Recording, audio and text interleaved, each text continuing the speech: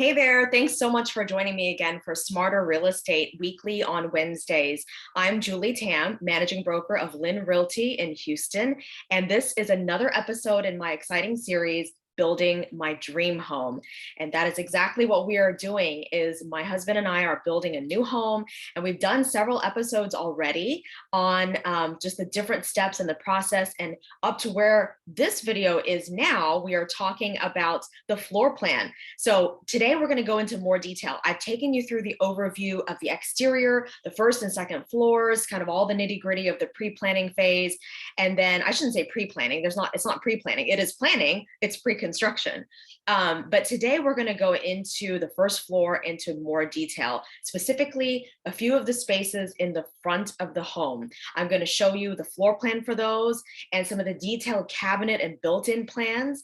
And then we're also going to look at my Pinterest inspiration boards, some ideas that I got and pictures that I found, in some cases to inspire and to get ideas from, and in other cases to confirm what ideas we already had in our minds, but to make sure that they would actually look right. And so seeing an actual picture of it showed us that. All right, so here we go. And then of course, at the end of the video, you really liked it and you want to see more, for sure, subscribe so you don't miss an episode. And also please do like and continue to watch on YouTube and Facebook.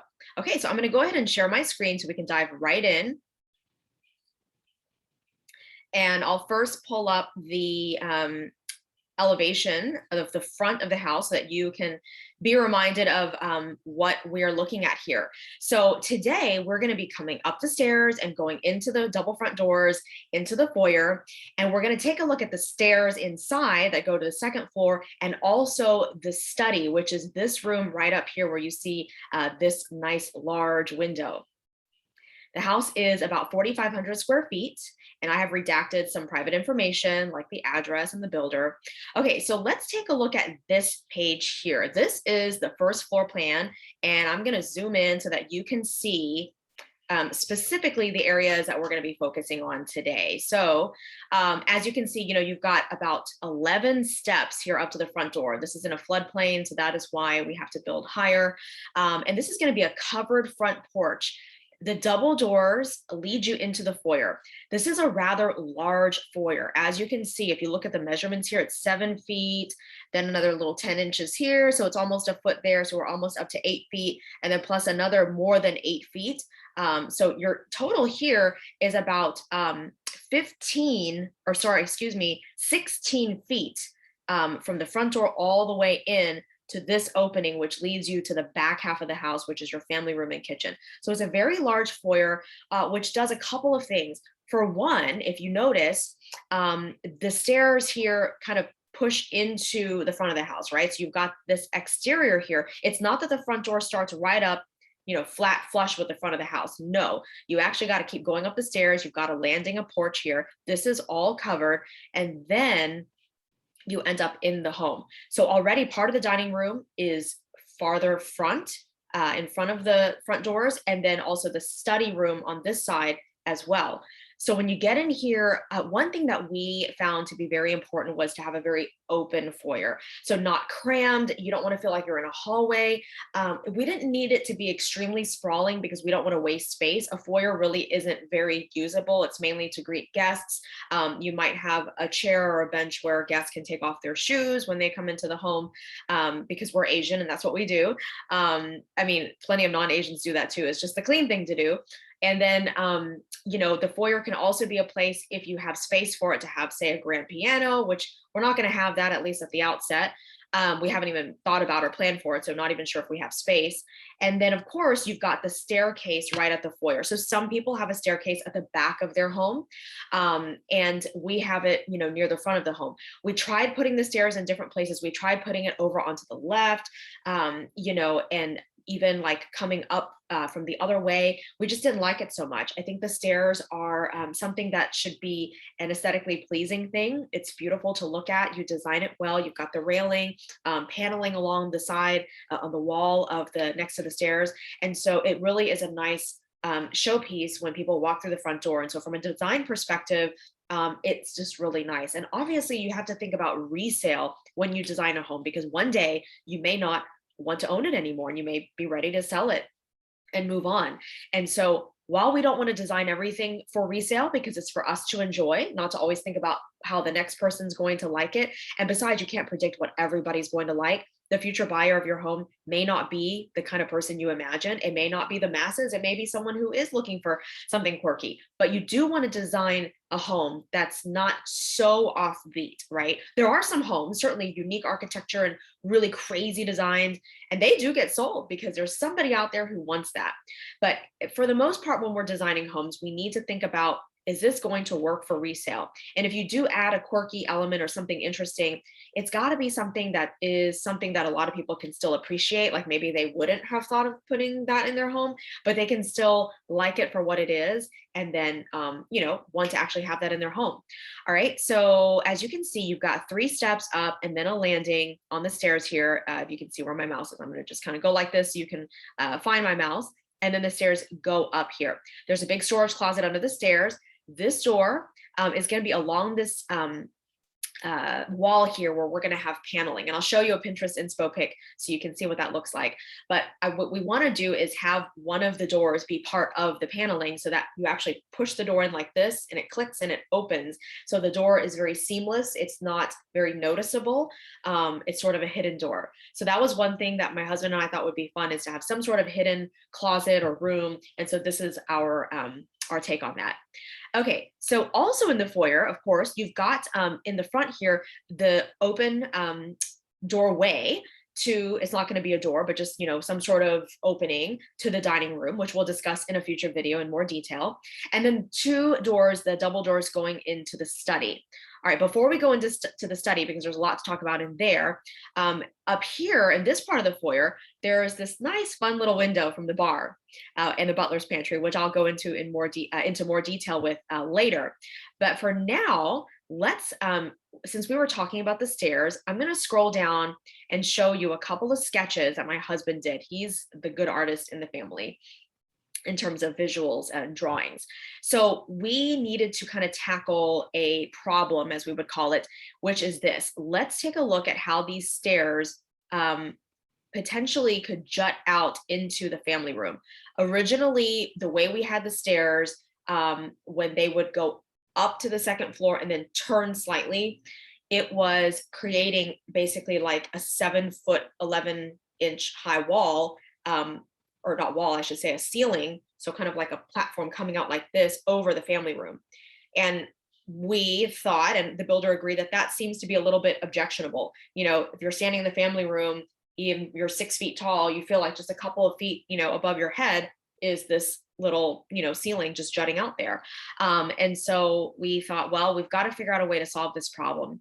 And so my husband sketched, and we basically shifted the stairs a little bit. So this was actually one of the big early problems that we had to tackle. The stairs actually dictates a lot of what the rest of your house is going to do, because the placement of the stairs, which actually is one of the early things that you need to figure out, along with the placement of the garage, because again, that also dictates a lot of where the other rooms are going to be located. I don't even remember how I started the sentence, but essentially, the sentence got so long that I'm like, okay, how do I finish the sentence grammatically correctly? Anyway, the point is that where you place your stairs affects a lot of things. Okay. So being here, the way it is now, it doesn't create that jutting out effect. So it is more palatable to have this slope that comes up and diagonally meets the ceiling over the family room. This is the doorway to the little alcove that's right outside the powder room, which is the half bath on the first floor. This is not necessarily the type of railing we're going to be using, but that's just, a placeholder essentially, just to put some railing there so we have a sense of what the stairs will look like. So this is the view of the underside of the stairs. If you are standing in the area kind of between the family room and the kitchen, looking back toward the front of the house and toward the stairs. And then he did another drawing of the second floor to show how do the stairs look when they dump out onto the second floor. And so we've got the railing continuing just a little bit, which at first we didn't really like. We were like, well, do we really like the idea of the railing kind of continuing on onto the second floor instead of just like ending right at the second floor? But with the space constraints that we were facing, not wanting to shrink the sizes of some other rooms, then this is the best solution we came up with. And it's actually a very common way that stairs are arranged, so it's really okay. And this is a door to one of the secondary bedrooms on the second floor, which happens to be Shay's playroom. So this is viewing the stairs from sort of the upstairs landing hallway area, right at the top of the stairs. So that solved the stair problem.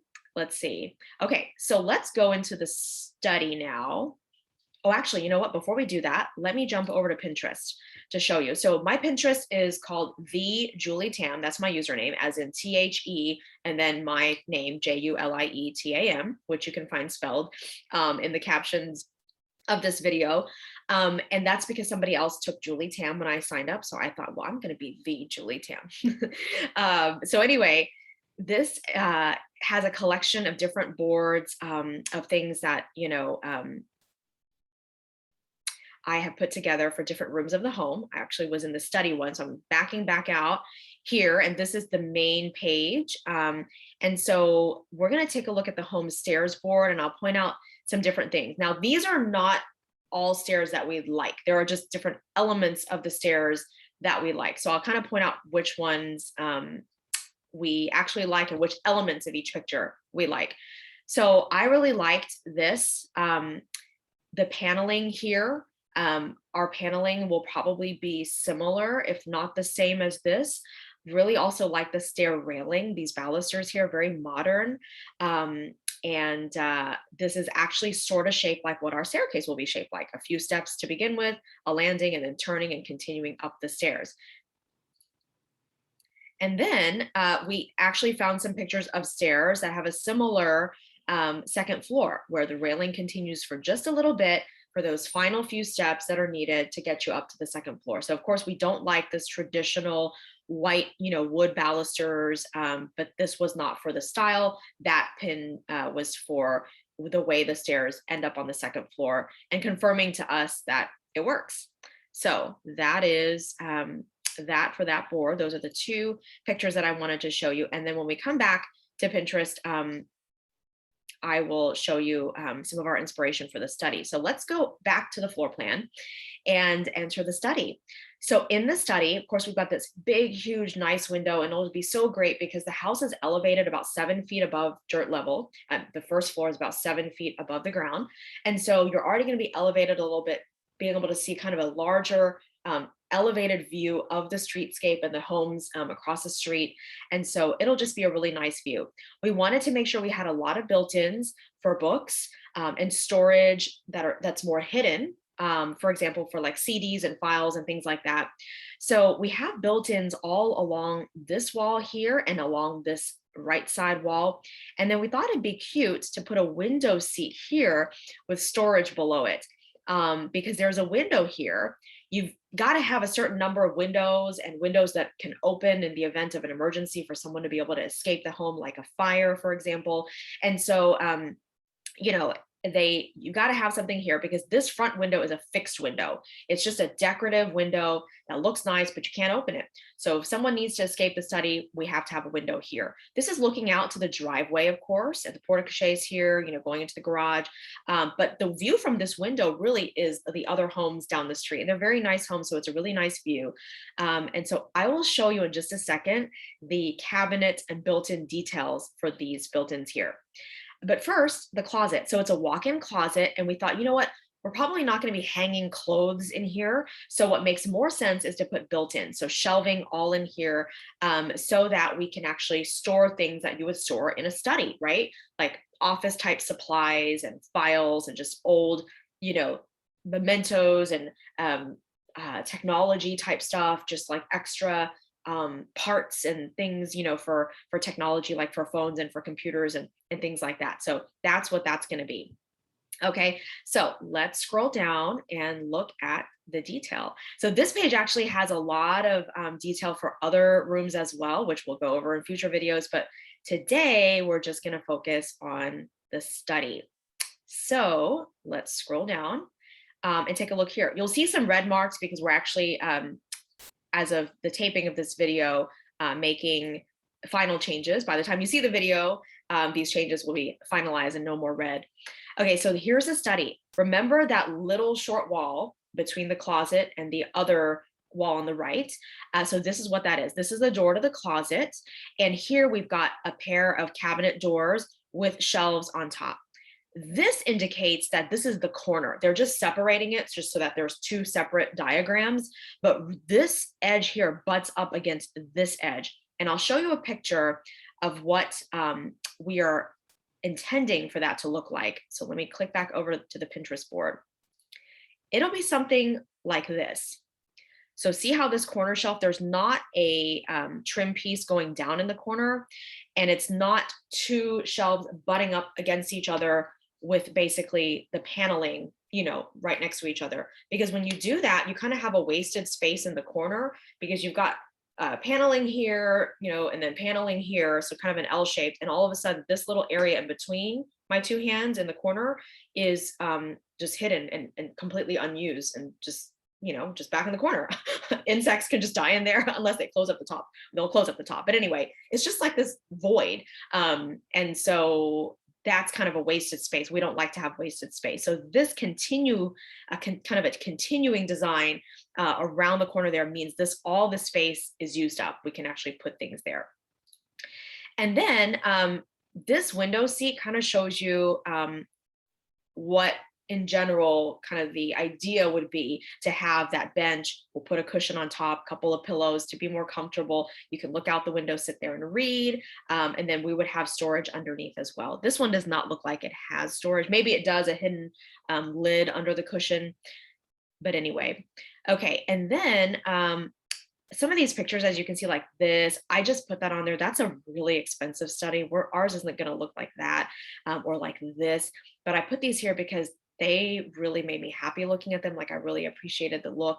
My husband likes them too. So we thought, you know what, maybe they'll inspire us as we pick colors or other accessories to kind of enhance the study. And then I also saved this picture because I really liked the paneling in here. And I also liked the colors. So I'm not sure if we're going to go with kind of a deep, charcoal color like that, or more of like a dark gray or shades of blue. So again, just kind of early ideas. We appreciated this shelf. Let me see if I can make it bigger. This shelving arrangement.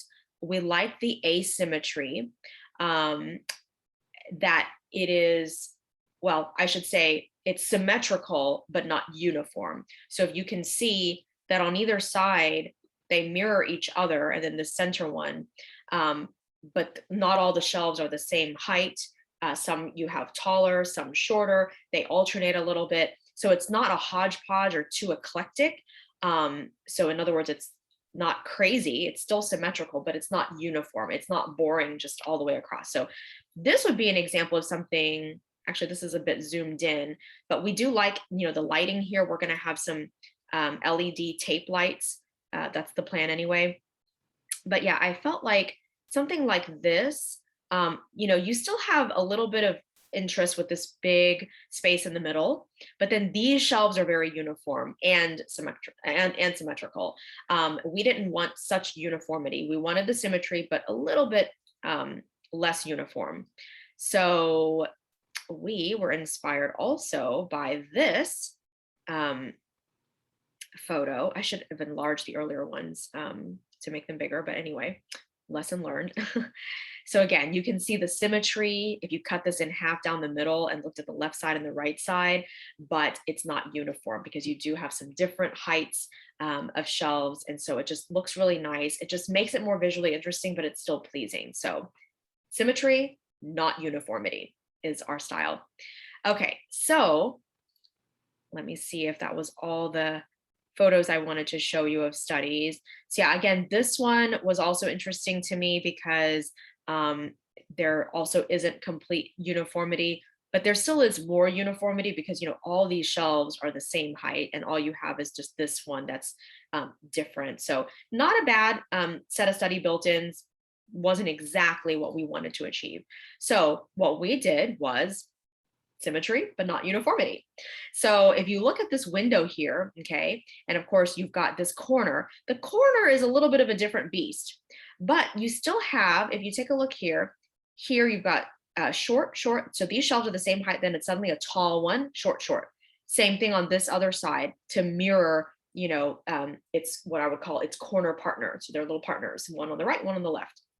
Here, we've got shelves that are of all the same heights, okay, and this big kind of block of shelves here, which mirrors this over here. So there's, the sameness, different, different, sameness, different, different. So you see there's a pattern that we're trying to do here. And so there's two patterns of sameness, and then this is kind of like two, but it's really in the corner. So they're joining together kind of as one. So it's like boom, boom, boom. And the window here kind of serves as roughly the width of this, what I would call sameness shelves. And so you've got that pattern of sameness, different, different, sameness, different, sameness, different. Okay. And when I say different, different here, it is because it's two sets, because there's two of the same width that is corresponding to this width. But at the same time, when you put them together, it kind of becomes one. So it's not absolutely perfectly symmetrical, because this is on two walls, right? Whereas the other pictures I showed you are one wall. But when you put it all together, you get that symmetry and still not uniformity. And then over here, we did drawers, because we decided that with files, we'd like to have, those little metal strips that go across. I don't know what they're called. And then you can hang filing folders from there. And then originally we had drawn drawers here, but then I decided, you know what, if we're going to put these poles on there and we're going to sit on this bench and dangle our legs down, we don't want our calves, the back of our legs, to be hitting these poles that are sticking out, because that's just not going to feel comfortable. So that needs to be smooth. And instead we're changing it to a storage chest with the seat opening up as a hinged lid. So kind of like a toy box or a toy chest that you would see. So anyway, I think I've shown you everything for those rooms. We went over the foyer, the stairs, and the study. And if you look at it from this, what's called building section A, you can see what it looks like from the right side of the house, because this stuff is on the right side of the house. So you go up the stairs and you've got the study here. And then it shows you how the foyer is and the staircase and how it goes up to the second floor and the railing that continues. So just very interesting perspective of seeing these different rooms from a different angle. All right, so I'm going to stop the screen share, and thank you so much for watching. And I hope you'll join me for future episodes as we go through other rooms of the home in a lot more detail and help me build my dream home. If you have any suggestions or ideas for it, I'd love to hear them. If you have any questions, please drop me a message or comment as well. And I'll see you soon. Have a great week. Bye.